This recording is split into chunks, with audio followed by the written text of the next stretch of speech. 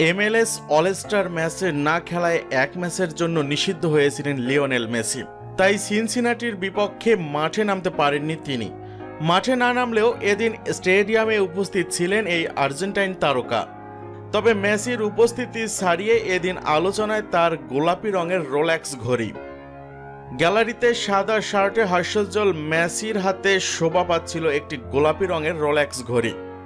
অসম্ভব সুন্দর ঘড়িটি নজর কাড়ার পিছনে ভূমিকা রেখেছে এর দামও।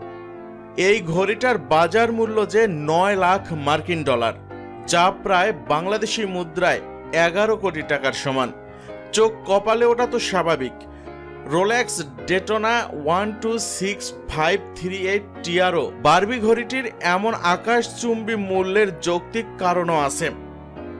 এই বিলাসবহুল ঘড়িটির সঙ্গে ইন্টার মায়ামির হোম জার্সির রঙে মিল রয়েছে।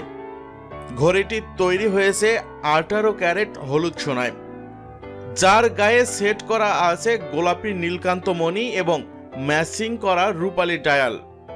ঘড়িটিকে রোলেক্সের তৈরির অন্যতম দুর্লভ এবং উজ্জ্বল রত্নখচিত মডেল বলে অভিহিত করা হয়।